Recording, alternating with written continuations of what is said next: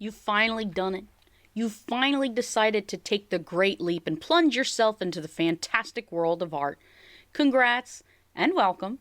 But let's be real, it's a lot harder than you thought. Way harder. You're not seeing the progress you want. You're getting impatient, dejected. You're feeling the negative emotions swirl inside you like a nasty little storm, and the plunge you've taken is about to get reversed. Well, do not despair, ye newbie of arts, for I have some advice to give thee. You can take it or leave it, your call. First, though, give it a listen, you young artist, you. The first of my sacred piece to any art beginner.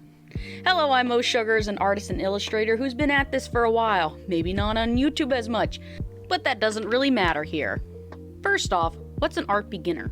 Well, that's you, a brand new artiste. You're beginning in art, a beginner artist. You're like a newly planted seed in the soil of arts and arts education. You are not yet even sprouted from that soil, and there's a chance you're not taking to the soil as well as you thought. Of course, there's lots of reasons for that. Could be information overload, not knowing where to begin, or you're not really being realistic.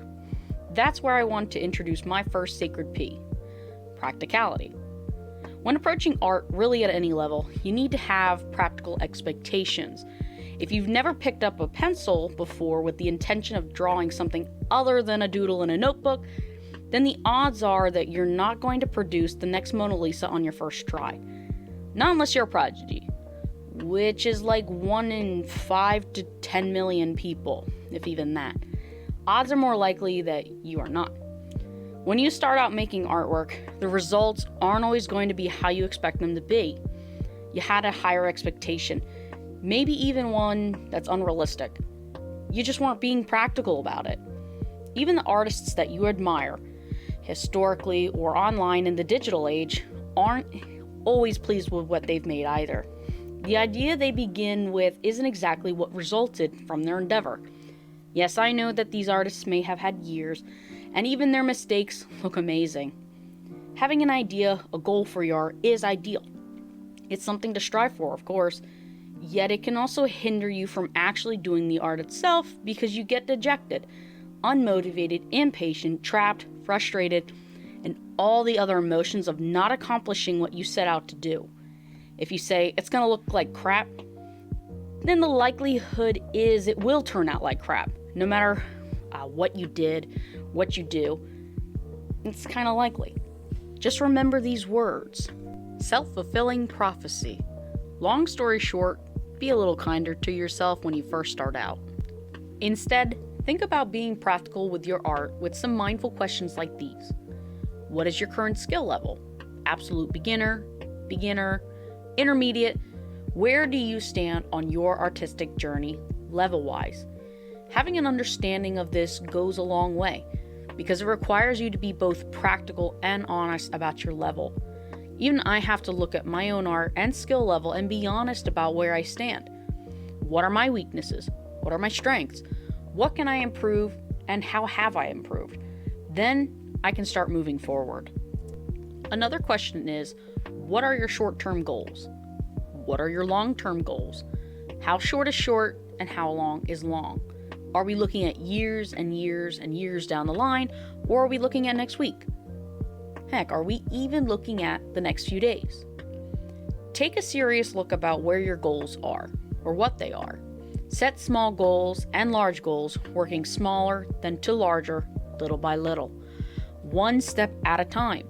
Remember, the goals of someone looking to pursue art as a career are not necessarily the same goals as someone simply wanting to acquire a new skill set. Make deadlines for yourself. Say, I'm going to learn how to draw a house in a month. Or, I'm going to finish my first painting by next week, no matter how bad I think it'll look. Or, I'm going to learn the principles of art next week, and then learn how to apply them. Or, my ultimate goal is to have a successful art YouTube channel and quit my day job by next year. Again, remember, long-term, short-term. Set little goals first, then work towards those big ones. One more question to consider is this one. What's your current attitude to your current skill level? Are you being fair to yourself, or are you unnecessarily crushing everything you've made because you think it's bad? Why do you even think it's bad? What does that even mean to you? Instead, be practical in your attitude and adjust it. Change your outlook. Loosen up. Have fun. That's the great part of art making. Fun. And rather than dismiss what you've worked hard to create, think about it in a more mindful manner by examining both the bad and the good.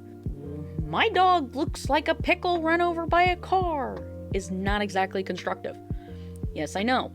Nor is it as fun as, shredding that piece to bits, itty little bits, and chucking it. Or my favorite is taking a pair of scissors to it. But that doesn't help you. Rather, think about it as, while it doesn't look like a dog, I like the way I use the shading and my approach to the line quality. Now, what can I do to improve it the next time? This kind of attitude, this kind of outlook is much more constructive and not as mean. Here's another question you should probably really consider also. Are you comparing yourself to the artists you admire? Are you sure that you understand that they've had more time and training to get to this point in their artistic journey? You only see the final result of the hard work that they've poured into the planning and execution of that final art, not necessarily the behind the scenes or the struggles that they may have faced in its creation. Really though, don't compare yourself to them or to others who are also just starting. Progress is personal. People learn at different rates. Some may take to learning a new skill faster than others, some longer than others. Their progress is going to be different from yours, and that's okay. Remember that progress is personal, and comparing yourself to others is one of the farthest things from being practical, especially when you compare yourself to the artists that you admire. It's like comparing a canoe to a cruise ship, apples and oranges. These successful artists have taken the time to develop the skills. You're just getting started. They've also had longer to find their style and artistic voice. You again are just getting started. Skill, style, and voice come with time and practice. It's not instantaneous. Here's my last question for you. Are you comparing your progress against itself? Meaning, are you really looking at the progress you've made in comparison to where you first started? Are you appreciating your own hard work and positively critiquing, not harshly criticizing your work? Try this little practice. Try drawing a dog, the first dog you've maybe ever drawn. After a month of actively learning, try drawing another dog. Look at the two of them together, side by side, and look at your progress. Appreciate your hard work, compare the improvements, make a plan of how to improve further, set your goals, tackle them.